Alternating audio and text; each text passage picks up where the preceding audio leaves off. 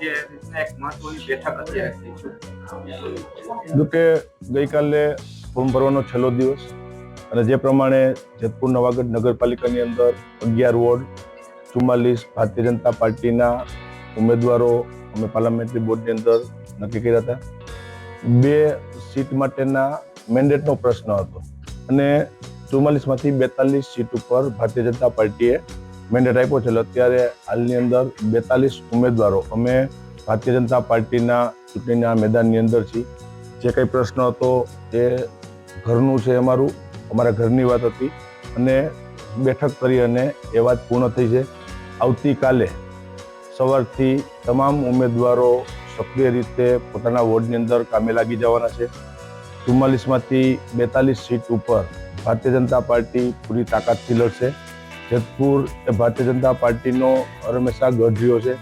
વર્ષોથી રાજનીતિની અંદર દરેક સમાજ, નાની જ્ઞાતિ અને છેવાડાના ગરીબ પરિવાર સુધી એક રાજકીય રીતે અમે અહીંયા સૌ આગેવાનોએ અને કાર્યકર્તાઓએ ટીમ ભાજપ બની અને છેવાડાના ગરીબ પરિવાર સુધી કામ કર્યું છે.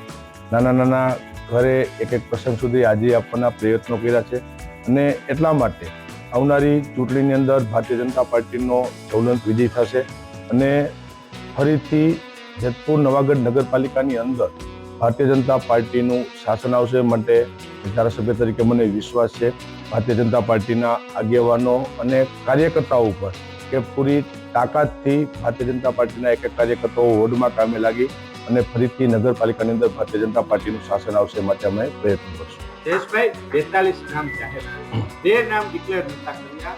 પહેલેથી જ એવું પ્લાનિંગ કે ઉપરથી કોઈ સૂચના શું આપવું?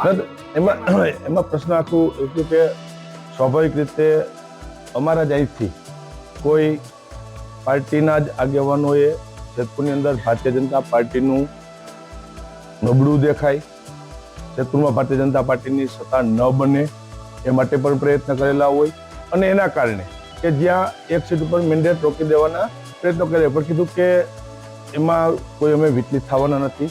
42 સીટ ઉપર મેન્ડેટ મળ્યા છે.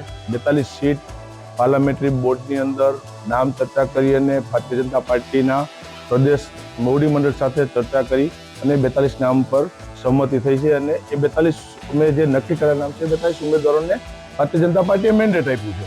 એટલે પૂરી તાકાતથી તે ક્યાંય ભાજપનું નબળું દેખાય એ માટેના પણ પ્રયત્નો થયા હોય. પણ કીધું એમ કે આ વિસ્તાર ભારતીય જનતા પાર્ટીનો ગઢ છે, કારણ કે છેલ્લી અનેક ચૂંટણીઓનો હું સાક્ષી છું. હું પોતે વિધાનસભાની ચૂંટણી લડતો હોય, નગરપાલિકાની અનેક ચૂંટણીઓ આવી, લોકસભાની પણ ચૂંટણી આવી, ત્યાં અપેક્ષાથી પણ સારું પરિણામ જેતપુર શહેરના મતદાતાઓએ કાયમી ભારતીય જનતા પાર્ટીને આપ્યું છે.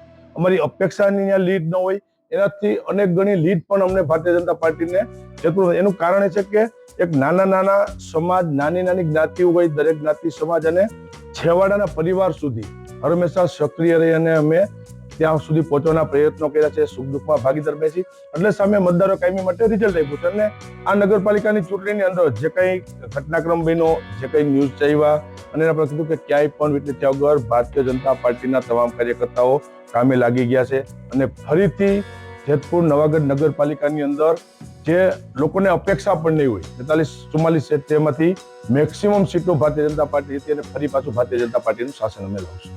જયેશભાઈ, જે રીતના આપણે કહ્યું કે પાર્ટીના જ કોઈ કાર્યકર્તાઓ, જે આગેવાનોએ આવું કૃત્ય કર્યું, ચૂંટણી બાદ તેની સામે કોઈ કક્ષાએ કાર્યવાહી માટેની માંગ? કીધું કે આખી નગરપાલિકાની ચૂંટણી કે જ્યાં સંકલન થયું હોય, પાર્લામેન્ટરી બોર્ડના થયા હોય અને દાખલા તરીકે કીધું કે એક વિખી નાખવાના પ્રયત્નો કરવામાં આવે કે ક્યાંય ભારતીય જનતા પાર્ટીનું અહીંયા નબળું થાય એટલે જયેશભાઈનું નબળું કરી દે, એવા પણ પ્રયત્નો થયા હોય ને એના હિસાબે આગળ કર્યા. કીધું કે બીજા તમામ ઉમેદવારો બધા ઉમેદવારો હાજર છે. એ મારી અત્યારે આખો ટાર્ગેટ નગરપાલિકાની અંદર ભારતીય જનતા પાર્ટીની કેમ વધારે સીટો આવે, ફરીથી અમે નગરપાલિકાની અંદર શાસન આપી શકીએ. તમામ અમારા ઉમેદવારો અહીંયા અત્યારે ઉપસ્થિત છે અને તમામ લોકો અત્યારથી જઈને ત્યાં વોર્ડની અંદર કામે લાગે છે. પાર્ટીના કાર્યકર્તાઓ પણ કામે લાગે છે. એટલે મારો ધ્યેય અત્યારે છે કે જેતપુર નગરપાલિકાની અંદર મેક્સિમમ સીટો, કીધું કે આ વખતે અમે એક ઇતિહાસ બનાવશું નગરપાલિકાની અંદર કે ક્યારેય ન મેળવી એટલી સીટો ભારતીય જનતા પાર્ટીને આવશે. સુરેશભાઈ તો બરાબર છે, પણ લાલભાઈને ટિકિટ નથી મળી, તો એ બાબતની અંદર તમારું શું કહેવું? એટલે મેં વાત તો કરી કે ભાઈ એક સીટ પ્રત્યેનું મેન્ડેટનો એ પ્રશ્ન રહ્યો છે અમારો. હું હોય સુરેશભાઈ સકરેલિયા કે જેને પણ વર્ષોથી જેતપુર નવાગઢ નગરપાલિકાની અંદર પ્રમુખ તરીકે રહી, સભ્ય તરીકે રહીની પણ આની અંદર જેતપુર નવાગઢ નગરપાલિકામાં નેતૃત્વ આપ્યું છે. સાથે મળીને તમારે કામ કરી છે. આખી એક ટીમ ભાજપ બની અને દર ચૂંટણી અંદર નગરપાલિકાની એક વાત નહીં પણ વિધાન